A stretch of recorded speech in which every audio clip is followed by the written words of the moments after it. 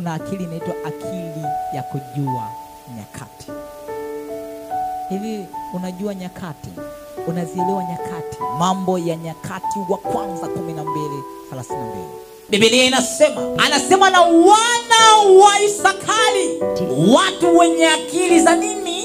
Za kujua nyakati. Kuyajua ya wapasayo Israeli kuyatenda. Ni akili ya msingi ambayo unaita.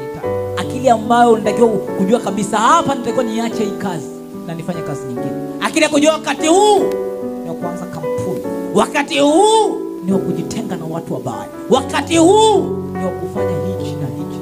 Kuna wakati watu hawajui, ni nyakati anaiona kabisa nyakati kuna biashara fulani haitembei na anataka afanye hiyo biashara na anajikuta anaingia kwenye hasara. Kwa sababu gani? Hana akili ya kujua wakati. Majira haya nifanye nini kifanikiwe? Majira haya nifanye nini kitoke? Majira haya nianzishe nini? Majira haya familia yangu ifanye nini? Unakuta yeye kila wakati anataka afanye vitu vyote. Unakuta watu wengi hawana akili ya kujua wakati huu nifanye nini, wakati huu nisifanye nini. Wakati huu natakiwa niombe sana. Kwa lazima ujue ni wakati huu niliopo natakiwa nifanye 1, 2, 3. Wakati huu nitakaoingia natakiwa nifanye 1, 2, 3.